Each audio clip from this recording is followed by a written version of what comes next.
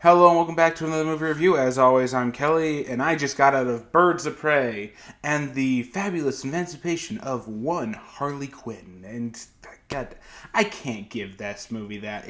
That's not its title. No, I actually mean that literally. This is not a Birds of Prey movie. This is a Harley Quinn movie. So let me redo this title for you. Hello and welcome to another movie review. As always, I'm Kelly, and I just got out of Harley Quinn and a few people who may or may not become Birds of Prey later on. I don't know. Honestly, that's a much more true title, and I probably have less of an issue with this movie if it actually done that instead of trying to do this bait and switch. I was genuinely looking forward to a Birds of Prey movie. After all the trailers that came out, and I basically saw no Birds of Prey inside of it, only Harley Quinn, I got really worried that this is just a Harley Quinn bait and switch movie. And, well, I called it.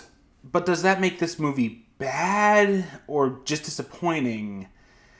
On the one hand, it is kind of bad. I'm mad at the bait and switch and some of the things this movie does because honestly, the Birds of Prey, the actual teaming up together, doesn't happen until the last 20 or 30 minutes of this movie. Spoiler alert.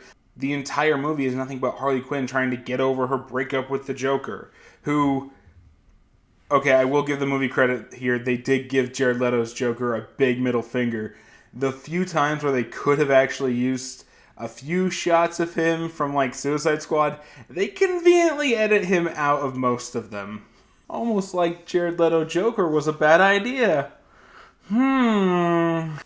But no, seriously, the whole movie is about her and what she's going through, and everyone else is just kind of a side to minor character that suddenly comes together at the end.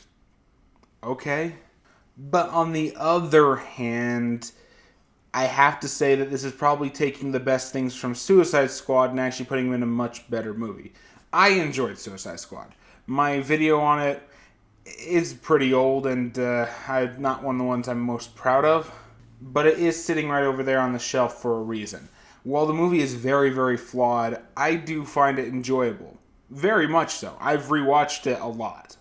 However, it isn't without its problems, and this movie feels like it's a redo, basically taking Harley Quinn, who was one of the better aspects of that Suicide Squad, and trying to work it into a new movie. Hell, there's even a bunch of really good callbacks to Suicide Squad. At one point, they literally have a wanted poster for Captain Boomerang, who, it said, escaped from prison, and Harley Quinn's like, hey, I know that guy. The one time we actually get an accurate depiction of Jared Leto's Joker, it's literally a drawing on Harley's wall that she keeps throwing knives at. The franchise is growing up, and Harley Quinn really does feel like it's the next step in the Suicide Squad kind of tone of movie. Yeah, it was ripping off Guardians of the Galaxy, but here, though, they proved what Suicide Squad really needed was a R rating. Because they got it inside of this movie, it is noticeably better.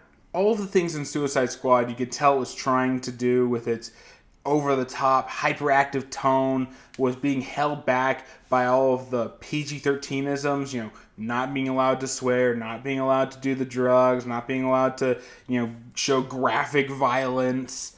This movie can actually do. There is a lot of very graphic leg breaks inside of this, and they feel really natural, and they hurt a lot. Every other person is dropping F-bombs, and at one point we have a fight scene where Harley Quinn is literally snorting cocaine while she's doing it.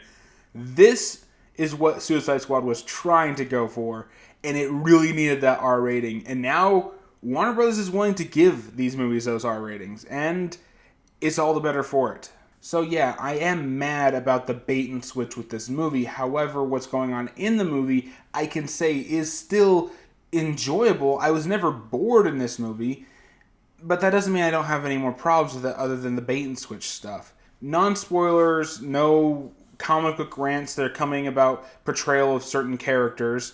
I'm looking at you, Cassandra Cain. My opinion, no spoilers or anything like that. Just this movie, without my rants or anything like that, I'd say that this movie is okay. But in order to actually explain how I got there, we actually have to go into those spoilers. Starting with the good, as always, the most notable thing in this, other than the tone that I've already mentioned, which really does help set the atmosphere, are the actually amazing fight scenes. No, seriously, they're very well shot. You can believe that Margot Robbie is doing all of these without a stunt double. And we actually get Harley Quinn fighting like Harley Quinn. She's not some acrobatic genius, kind of like what we were seeing when she was twisting all over people inside of Suicide Squad. We get someone who never had any kind of formal fight training, but has learned how to fight just on her own. And she's using a lot of weapons. She even gets her signature mallet and actually gets to use it this time. And she gets baseball bats and starts breaking a lot of kneecaps. This is a person who really doesn't have a fine fighting style. We still get a lot of jumping and twisting, where she'll like leg lock someone and throw them around. There's a really good action scene inside of a jail cell where she's got to take out a bunch of guys and sprinklers. It's just awesome. But there are just a lot of really subtle moments in these fight scenes where Harley Quinn, maybe accidentally dodges a guy by tripping or something. It's not a perfect fighting style. She's not a ninja here. She's just someone who knows how to defend herself. And of course, going back to that fight scene in the jail, when she breaks into the precinct itself, and she's just using the freaking grenade launcher from goddamn Terminator filled with beanbag rounds that also have confetti and smoke. It's just visually beautiful. This whole movie has a genuinely amazing production to it. Every scene, every single set piece, everywhere they do things, they all have just such unique color spectrums and layouts. These sets were heavily built, though you can tell when they switched to a green screen in a couple of shots. That's mostly just for the exterior ones when they had to create an iconic Gotham area like Amusement Mile or Founders Pier. But other than those, everything is pretty much an actual set or an arena where they can genuinely have fun with it. You've got rollerball arenas, you've got theme parks, you've got clubs, every single one of them with different unique lighting settings, just atmospheres. It's a very, very beautiful movie, despite the fact it's actually meant to be a very disgusting movie. And in a lot of ways it is. Almost to juxtapose all the beautiful production is just pretty much what everyone is doing inside of this. We have face peeling, drug, limb breaking. I mean, we just got a hell of a lot of really, really hard R shit going on in an otherwise beautiful movie. And it's enjoyable. And continuing on with the good, we can talk about the acting, which, other than the rant about two of the people in the next section, I can honestly say that all of the acting in here is really good to fucking amazing. Margot Robbie is pitch perfect as Harley Quinn once again. Not all of her jokes land, but you can tell that she knows just when to pull it back and give her character, let's just say, a little more humanity. The comparison to make here is pretty much Deadpool. Harley Quinn's jokes, attitude, and just demeanor is very Deadpool-esque without actually breaking that fourth wall. And you can tell this movie is heavily influenced by the whole Deadpool tone because that's what they're trying to keep through the most of it. You have very self-aware characters pointing out some of their own tropes. At one point, Harley even starts dissecting everything that Ewan McGregor's Black Mask is going to say and points out how cliche it is, which is a textbook Deadpool move. However, unlike Deadpool and Deadpool 2, Margot Robbie's Harley isn't actually stepping over that line and just being so self-referential that it becomes monotonous. She remembers that Harley is a character that's living inside of this world and was willing to just stop and say, oh yeah, I'm an actual person who has to deal with real emotions, and getting betrayed by my landlord, who I thought was on my back, for money really sucks. And it's that level of humanity that really does sell this character and make her so entertained to watch, even if it's not exactly what I came to the theater to see. And of course, the other actor I'll bring up and notice is, of course, Ewan McGregor, who I might have a little bit of a rant in the next section about just because of how things went down. I can say, though, his Black Mask is just batshit insane, and he is having so much fun with this role. He's slicing people's faces off, he's freaking out because someone's laughing at a joke from another table when he's feeling like a shithead, so he has to assault them because he can. And while it's not necessarily comic book accurate, it does really feel like that Ewan McGregor is doing a better Joker than he is doing a better Black Mask. And it is very entertaining to watch. He just has such a big smile on his face while he's doing all this horrible shit. And when he loses that smile, and he can get genuinely scary. However, I think this is the best segue I'm going to get into the negatives, because there is a problem with his character, and that's that this movie is going for the girl power. And while it's not as bad as something like Charlie's Angels, The Kitchen, and all those other ones from last year, I'd say that it's kind of half there, though. Whenever you see one of these bad, rah-rah women power movies, they tend to do two things wrong. The first one being, they never shut the fuck up about the fact that the people that are winning the day, the leaders of all this, are women. Yeah, I'm not blind. I can see that. I don't need you to remind me that they have vaginas every 5 seconds. It gets really tiresome and boring, and frankly speaking, a little manipulative when they completely suck, Charlie's Angels, and they keep telling you how awesome they are. I can say that this movie avoids that entirely. In fact, the only time that it comes up that they are women, it's usually shot down and they're told being sexist pigs, and they don't revel in it like those other movies like Charlie's Angels would. However, this movie is guilty of doing the second thing that a lot of them do. A very unsubtle villain performance by an evil curmudgeon white man.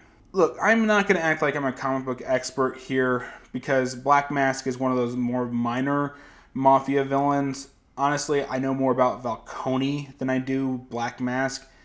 However, the Black Mask in this movie is a misogynistic dick who lets you know, especially in the second half of this movie, how much his misogyny dictates all of his actions. Honestly, near the end, it gets pretty close to Carrie Elway's From Black Christmas level of bad, and it's very unsubtle. And again, I'm not going to act like I know that that's a staple, that Black Mask never acted like that. However, it does feel tacked on, especially since they don't go with the Black Mask that I know, which he doesn't just wear a mask, that's his face. He literally has that mask fused to his face. Why is it only like a one-time thing that he puts on near the end of the movie? Hell, they even have like a cutaway Suicide Squad style earlier in the movie to him wearing that mask, and it comes just as much out of nowhere there as it did in that movie. However, if I'm going to be honest with myself, if there is two characters who are much worse adaptations of their source material, ones that I do know fairly well, and I can tell you, this movie really fucked them over. The lesser of these two grievances is Renee Montoya, who, comic book version, is about a 20, 30-something-year-old cop who dates Batwoman, who kind of acts like her legal rock.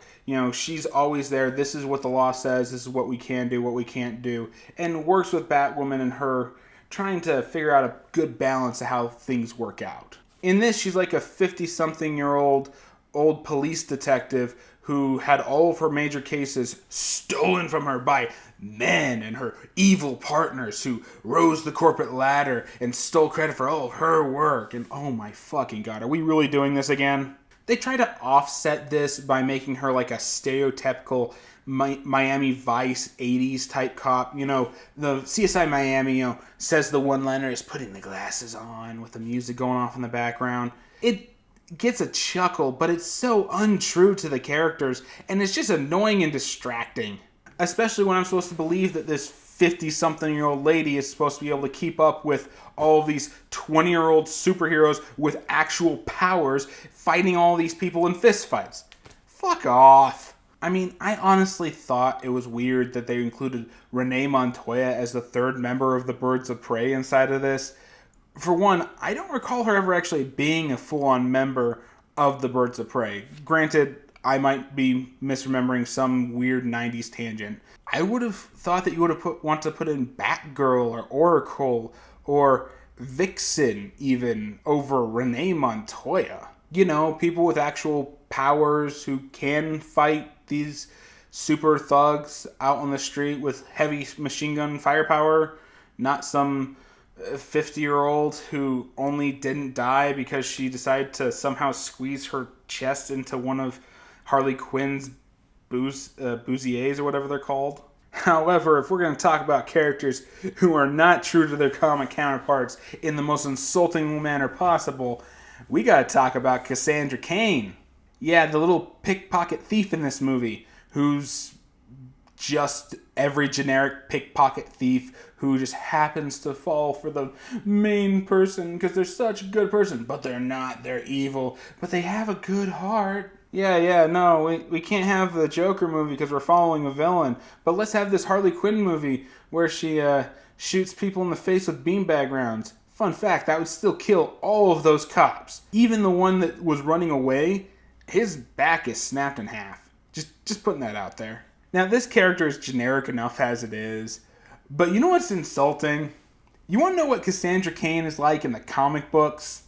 What we could have had in this movie? As a very, very, very rough synopsis, Cassandra Cain is an orphan who was adopted by a military man who basically subjected her to a very experimental regiment of training at a very young age to turn her into the most perfect assassin ever. And on her first actual assassination job, she nearly killed a man.